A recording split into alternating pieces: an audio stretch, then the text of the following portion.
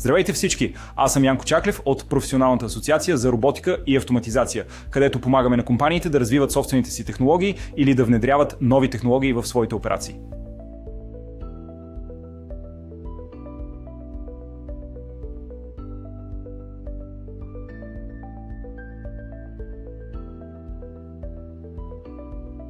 Технологията добавя нови дигитални инструменти, добавя нови операции, добавя нови функционалности за работа и основно променя, бих казал, цялата обстановка, но не значително, а по една точка наведнъж, година след година.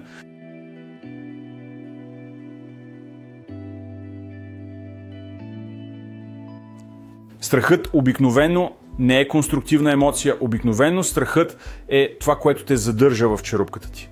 Това, от което имате нужда, е вероятно по-прогресивната емоция на опит да приемете изкуствения интелект, дистанционната работа, новите технологии. Защото веднъж, щом се опитате да приемете нещо, тогава мислите как е полезно за вас и как може да ви помогне наистина да растете не само като професионалист, но и като личност и да бъдете един от, бих казал, гражданите на бъдещето, което не трябва да ви плаши.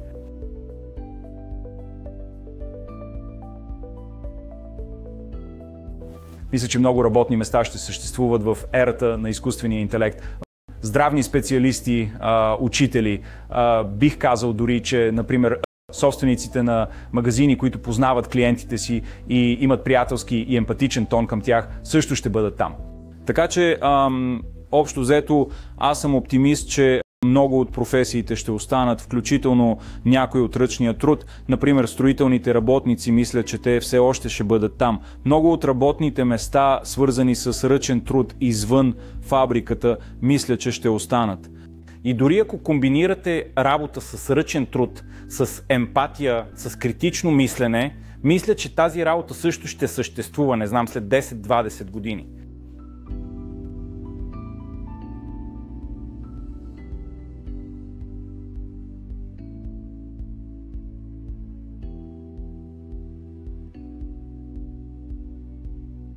Най-простото определение на изкуствен интелект, което използвам и мисля, че е ефективно, е машина, която имитира човешко поведение.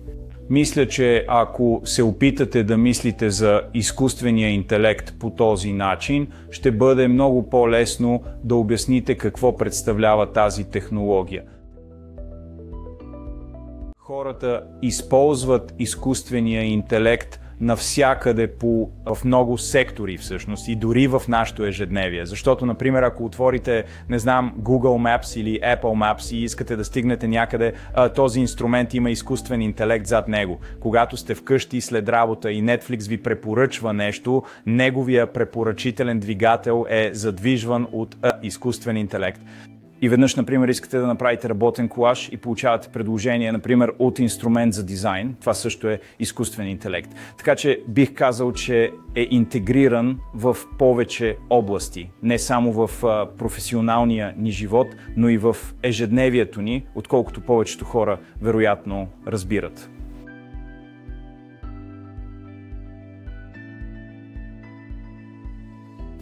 Да, бих казал, че дори най-популярните големи езикови модели като ChatGPT, Claude, Gemini и така нататък могат да бъдат полезни, защото съм виждал, че кариерни съветници биха казали, например, опитайте и вижте как тази кариера се развива чрез ChatGPT. Подгответе се за въпроси за интервю чрез, например, речение Gemini и, например, поправете вашия LinkedIn или автобиография чрез Claude. И съм виждал, че особено в предварителната подготовка за интервюта, в подобряването на автобиографии, LinkedIn профили и планирането на кариерния път като цяло, дори и общите AI инструменти са били доста полезни. И по отношение на подобряване на автобиографии, подготовка за интервюта, дори провеждане на пробни интервюта за работа с изкуствен интелект, мисля, че полезни инструменти има навсякъде.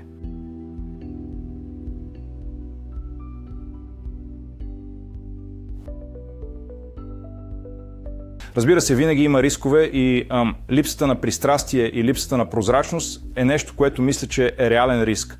И начинът, по който се справяте с този риск, е чрез прилагане на принципа на човешки надзор. Това означава, че независимо от решението, което препоръчва алгоритъмът на изкуствения интелект, винаги трябва да има човешки надзор, който да следи това решение.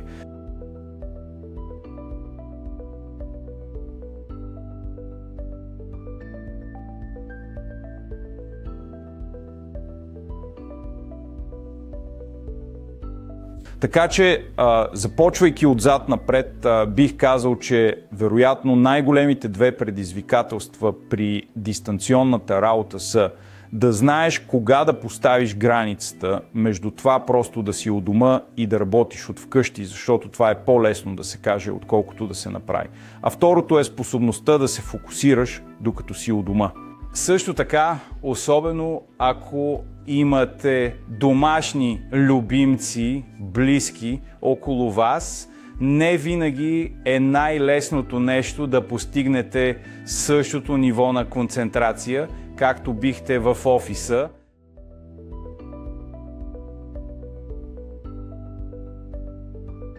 Много човешки умения не могат да бъдат възпроизведени от изкуствения интелект. Емпатия, критично мислене, бих казал дори етични преценки. Знам, че има голям дебат около етиката на изкуствения интелект, но мисля, че етиката също и включването и в решенията ви е нещо, което е много присъщо на хората.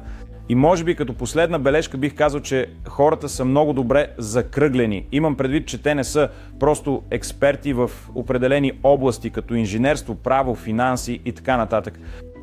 Те също са осведомени, например, за киберсигурността, осведомени за стила на комуникация, който трябва да адаптират за други държави. Те са емпатични към своите колеги, дори към хора на по-високи позиции в корпоративната иерархия.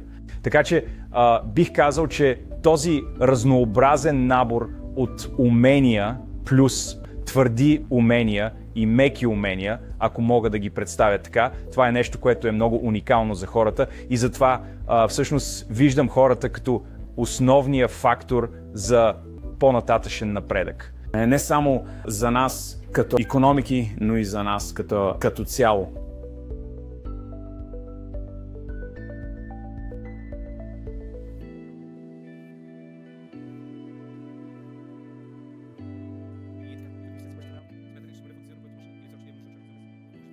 Така че не съм голям фен на идеята, че изкуственият интелект ще ни отнеме работата.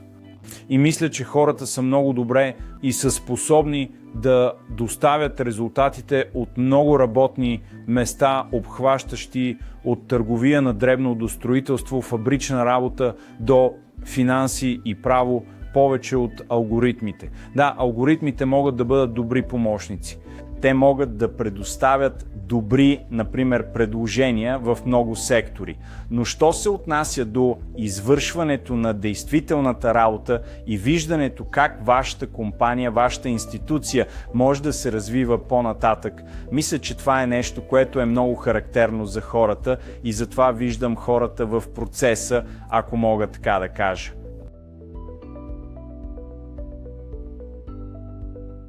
Така че използването на изкуствен интелект и технологии отговорно е област, която според мен е малко недофинансирана. И мисля, че дори големите технологични компании и техните етични екипи понякога са били съкращавани. Бих искал да твърдя, че това не е правилният ход, защото имате много преценки в кариерния си път, дори и днес, че ако просто обмислите практическите аспекти на тях, без етичните аспекти, те биха били много специфични, така да се каже.